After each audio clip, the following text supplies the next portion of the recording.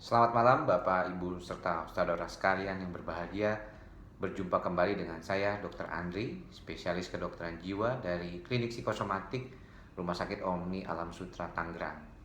Pada kesempatan yang berbahagia ini, saya ingin sedikit membahas bagaimana seorang yang mengalami gangguan tidur seperti insomnia harus memutuskan untuk ke dokter jiwa atau dia hanya perlu untuk ke dokter umum. Yang paling penting di dalam kasus yang berkaitan dengan gangguan tidur insomnia adalah bahwa insomnia biasanya ditandai dengan kesulitan untuk memulai tidur, mempertahankan tidur, atau terbangun lebih awal daripada biasanya. Pada beberapa kasus bisa merupakan kecampuran dari ketiga hal tersebut. Sebenarnya, ketika orang mengalami gangguan tidur pertama kali, biasanya dia tidak langsung melakukan pemeriksaan kepada dokter. Pada dasarnya, kalau dari klinis sehari-hari, pasien yang datang ke dokter untuk kasus insomnia biasanya sudah mengalami kondisi insomnianya itu lebih dari 3 hari berturut-turut. Sedangkan untuk kasus-kasus yang datang ke dokter jiwa atau psikiater, biasanya datang dengan keluhan yang lebih dari 1 bulan atau yang kita sebut sebagai insomnia kronis.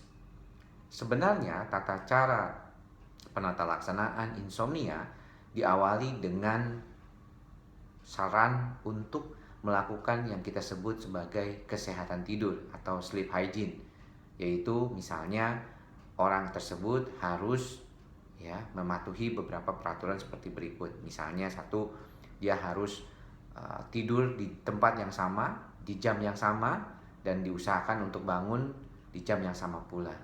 Kedua, tidak melakukan olahraga berat menjelang tidur, dan pada beberapa kesempatan biasanya saya sarankan kepada pasien untuk tidak melakukan olahraga berat setelah jam 5 sore.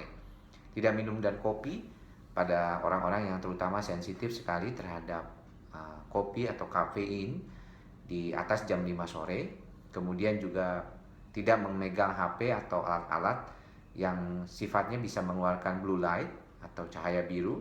Biasanya alat-alat elektronik seperti TV, iPad, kemudian iPhone atau Android smartphone, itu kita harus hindarkan 1 jam sebelum kita mulai waktu tidur.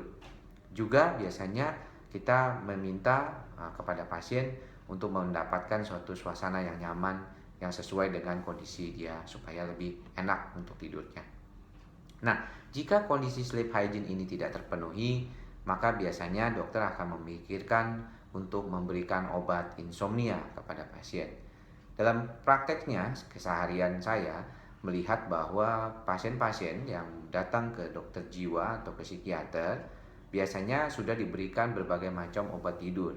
Misalnya zolpidem, alprazolam, kemudian estazolam yang biasanya dijual dengan berbagai merek. Pada satu penelitian yang dilakukan di Rumah Sakit Omni Alam Sutra pada peserta seminar insomnia tahun lalu, dikatakan bahwa penggunaan alprazolam untuk pasien-pasien gangguan tidur oleh dokter umum itu sampai lebih 45%. Ini menarik karena sebenarnya alprazolam tidak diindikasikan utama sebagai anti insomnia. Dia diindikasikan utama untuk sebagai obat anti cemas panik. Tetapi pada dasarnya penggunaan obat tidur harus juga diperhatikan, yaitu kalau memang sudah lebih dari sebulan, maka harus diperhatikan apakah adanya kemungkinan gangguan lain. Jangan lupakan juga gangguan medis terkait dengan kondisi insomnia.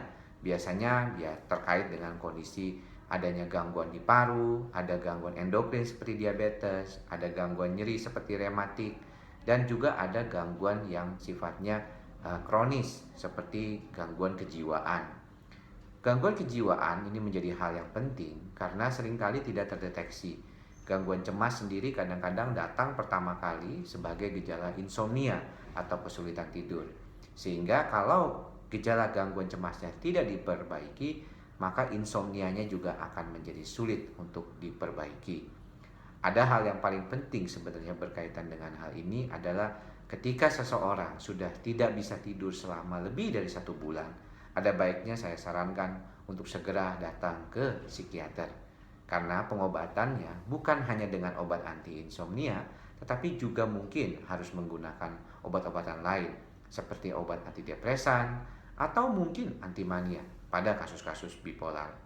Semoga informasi yang singkat ini bisa bermanfaat untuk menentukan kapan kita jika mengalami insomnia harus ke dokter.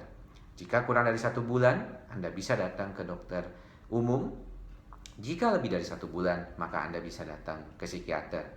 Jangan lupakan adanya kondisi terkait dengan kondisi medis umum dan juga adanya masalah gangguan jiwa. Semoga bermanfaat. Sampai ketemu dengan saya di video-video berikutnya. Salam sehat jiwa.